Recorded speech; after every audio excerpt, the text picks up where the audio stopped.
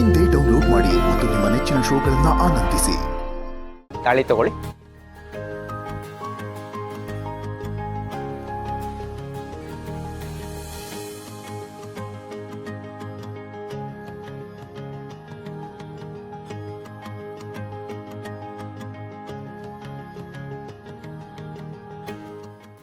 ಗಟ್ಟಿ ಮೇಳ, ಗಟ್ಟಿ ಮೇಳ.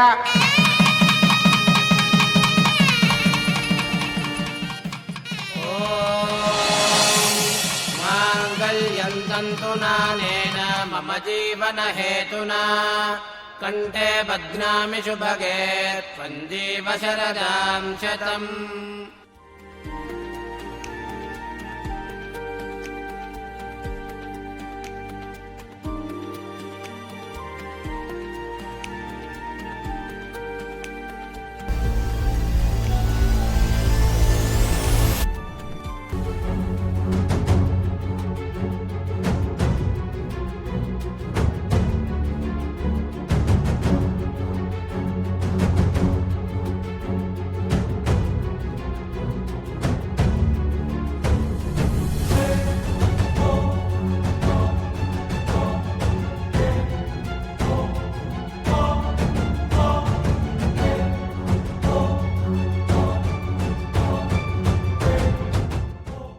ಎಡಗೈಲಿ ಇಟ್ಕೊಳ್ಳಿ, ಬಲಗೈಯಿಂದ ಅರಿಶಿನ ಕುಂಕುಮ ಹಚ್ಚಿ.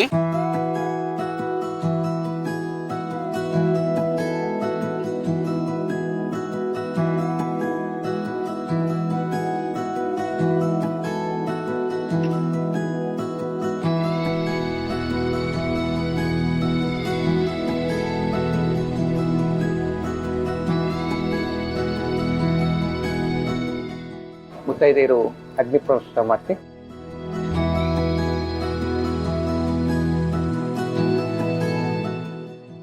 ಅಗ್ನಿಕುಂಡದ ಪ್ರದಕ್ಷಿಣೆ ಆಗಬೇಕು. ಎದ್ದೇಳಿ.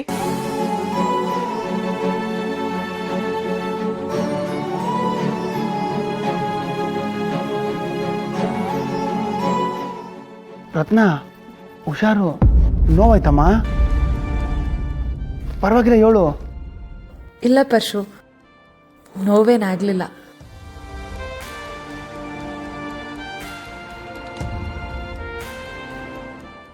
ಪರ್ಶು, ಇಷ್ಟು ಸಣ್ಣ ವಿಷಯಕ್ಕೆ ಹಿಂಗೆ ಎದ್ರಕಂಡ್ರೆ ಹೆಂಗೆ? ನೀನ್ ಇಷ್ಟು ಸೂಕ್ಷ್ಮ ಆದ್ರೆ ಮುಂದೆ ಕಷ್ಟ ಆಯ್ತೈತೆ. ನನ್ನ ಮಗನ ಮನ್ಸೀಗ ಮಲ್ಗೆ ಹೂನಷ್ಟು ಮೃದುವಾಗಿದೆ ಅಲ್ವೇನೋ ಪರ್ಶು? ಎಲ್ಲ ನಮ್ಮ ಪಾರು ಕಲ್ಸ್ಕೊಟ್ಟಿರೋ ಪಾಠ ನಮ್ಮ ಶಿವಿಂದ ಕಲ್ತಿರೋ ಬುದ್ಧಿ.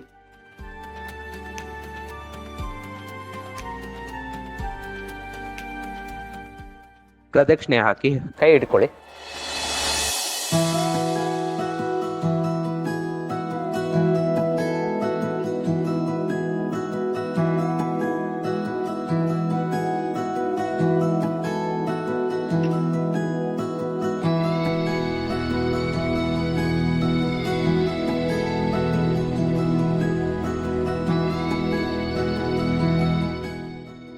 ದಾರೆ ಹಿರಿಯೋ ಶಾಸ್ತ್ರ ಪ್ರಾರಂಭ ಆಗಲಿ. ಪುರೋಹಿತರೆ, ಒಂದು ನಿಮಿಷ. ಯಾಕಪ್ಪ ಶಿವು, ಏನಾದರೂ ಬೇಕಿತ್ತಾ? ಬೇಕು ಮಾವ, ನನ್ನ ಮನ್ಸಾಗೇನೋ ಐತೆ, ಅದನ್ನ ಎಲ್ರ ತಾವನು ಹೇಳ್ಬೇಕು.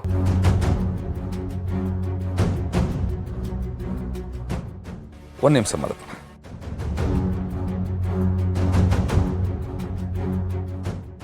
ಅಣ್ಣಂದ್ರ, ಅಕ್ಕಂದ್ರ, ನನ್ನ ತಾಯಿ ತಂದೆ ಸ್ಥಾನದಲ್ಲಿರೋ ಎಲ್ಲರಿಗೂ ನನ್ನ ಸಾಷ್ಟಾಂಗ ನಮಸ್ಕಾರ.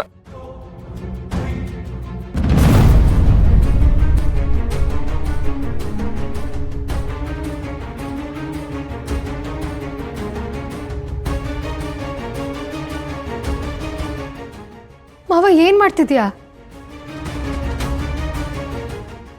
ಪಾರು, ನಂಗೆ ಏನೋ ಹೇಳೋದೈತೆ, ಹೇಳ್ಬಿಡ್ತೀನಿ.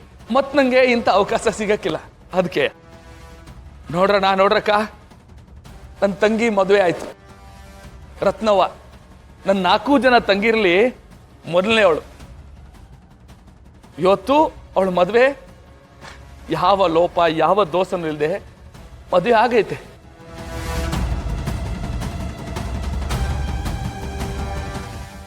ನಾನು ಹೇಳ್ಬೇಕನ್ನೋ ಇಸ್ಯ, ಇನ್ನು ಏಟೊಂದು ಮನೆಗಳಲ್ಲಿ ಒಂದು ಹೆಣ್ಣು ಗರ್ಭವತಿ ಆದ್ರೆ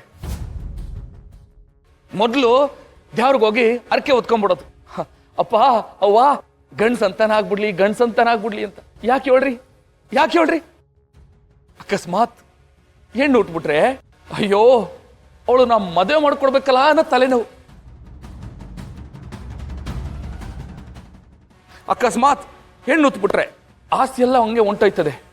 ಹಳಿ ಅಂತ ಯಾವನು ಬರ್ತಾನೆ, ಎಲ್ಲ ತಕೊಂಡು ಹೊಂಟೋಯ್ತಾನೆ. ಹೆಣ್ಣು ಹುಟ್ಬಿಟ್ರೆ ನಮ್ ಕೊನೆಗಾಲದಾಗೆ ಅವಳು ನಮ್ಮನ್ನು ನೋಡ್ಕೊಳಕ್ಕೆ ಇರಕ್ಕಿಲ್ಲ ಅಂತ. ಗಂಡನ ಮನೆ ಸೊತ್ತಲ್ವಾ, ಅಲ್ಲೇ ಇದ್ಬಿಡ್ತಾಳೆ ಅಂತ. ಅಲ್ವೇನ್ರಣ್ಣ? ಅಲ್ವೇನ್ರಕ್ಕ? ಒಂದು ಹೆಣ್ಣು ಹುಟ್ಟಕ್ಕಿಂತ ಮುಂಚೆನೆ ನಾವು ಇಷ್ಟೊಂದೆಲ್ಲ ಯೋಚನೆ ಮಾಡ್ತೀವಿ. ಅನ್ಮ್ಯಾಕೆ ಅವಳು ಹುಟ್ಟದ ಮ್ಯಾಕೆ ಏನೇನೆಲ್ಲ ಯೋಚನೆ ಮಾಡ್ತೀವಿ ಅಂತ ಒಸಿ ಲೆಕ್ಕ ಹಾಕಳ್ರಿ. ಅಂಥದ್ರಾಗೆ ನಂಗೆ 4 ಜನ ತಂಗಿರು. ಕಷ್ಟಪಟ್ಟು ಅವ್ರು ನಾನು ಬೆಳೆಸ್ಕೊ ಬಂದೆ. ಆದ್ರೆ ಈ ಜನಗಳು ಹೇಳೋ ಮಾತುಗಳಿವಲ್ಲ, ಈ ಮಾತುಗಳು ಕೇಳಿಸ್ಕೊಂಡಾಗಲ್ಲ ನಾನು ದ್ಯಾವ್ರನ್ನ ಯೋಚನೆ ಮಾಡ್ತಿದ್ದೆ. ದ್ಯಾವ್ರೇ ಇನ್ನೊಂದು 10 ಜನ ಹೆಣ್ಮಕ್ಳನ್ನ ನೋಡ್ಕೊಳ್ಳೋಂಥ ಜವಾಬ್ದಾರಿ ಶಕ್ತಿ ನಂಗೆ ಕೊಟ್ಬಿಡಪ್ಪ ಅಂತ ನಾನು ಕೇಳ್ಕೊತಿದ್ದೆ ದೇವ್ರನ್ನ.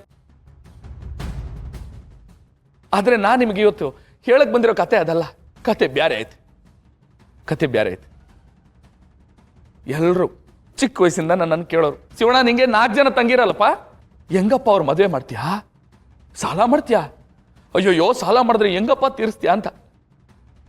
ಆಗ್ಲಿ, ನಾನು ಸಾಲನೋ ಸೋಲನೋ ಕಷ್ಟನೋ ನಷ್ಟನೋ ಏನೋ ಒಂದು ನನ್ನ ತಂಗಿ ರಶ್ಮಿ ಮದುವೆ ಮಾಡಿದೆ.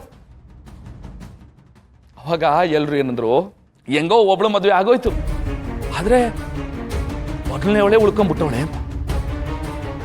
ಆಮೇಲೆ ಮತ್ತೇನು ನಮ್ಮ ರತ್ನಂಗೆ ಗಂಡು ನೋಡ್ದು ಕಂಕಡ ಬಲ ನಮ್ಮ ರಾಣಿ ಕೂಡ ಬಂತು. ಜನ ಏನಂದ್ರು ರಾಣಿ ಮದುವೆ 3ನೇವಳು ಮದುವೆ ಆಗೋಯ್ತು, 1ನೇವಳು ಹಂಗೆ ಉಳ್ಕೊಂಡ್ಬಿಟ್ಟವಳೆ.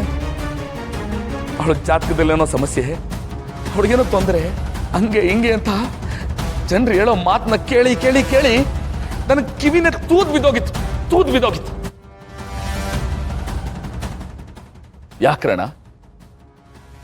ಯಾಕ್ರಕ್ಕ 1ನೇ ಮಕ್ಕಳಿಗೆ ಮದುವೆ ಆಗಕ್ಕಿಂತ ಮುಂಚೆ ಚಿಕ್ಕವ್ರು ಮದುವೆ ಆಗ್ಬಾರ್ದ? ಹಂಗಂತ ಏನಾದ್ರೂ ಕಾನೂನು ಐತಾ? ಅದ್ರಾಗ ಏನ್ ತೆಪ್ಪೈತೆ ಅಂತ ಮಹಾ ಅನ್ಯಾಯ ಏನೈತೆ? ನನ್ನ ತಂಗಿ ರತ್ನವನ್ನು ನೋಡಿ, ಯಾವ ಲೋಪ ದೋಷ ಇಲ್ದಂಗೆ ಅವಳು ಮದುವೆ ಆಗೈತೆ, ಅವಳು ಖುಷಿ ಆಗವಳೆ. ಅವಳಿಗಿಂತ ಜಾಸ್ತಿ ನಾವೆಲ್ಲರೂ ಖುಷಿ ಆಗಿದ್ದೀವಿ. ಆಕಾಶ ಬೀಳಿಲ್ಲ, ಭೂಮಿ ಬಿರುಕು ಬಿಡ್ಲಿಲ್ಲ, ಏನಂದ್ರೆ ಏನು ಆಗ್ಲಿಲ್ಲ ಅಷ್ಟೇ. ಆದ್ರೆ ಮಾತು ಎಲ್ರ ಆಡಿರೋ ಮಾತೈತಲ್ಲ, ಅದು ಮನ್ಸೊಳಗೆ ನಾಡ್ಕೊಂಡು ಹಂಗೆ ಕೂತ್ಕೊಂಡ್ಬಿಟ್ಟೈತೆ.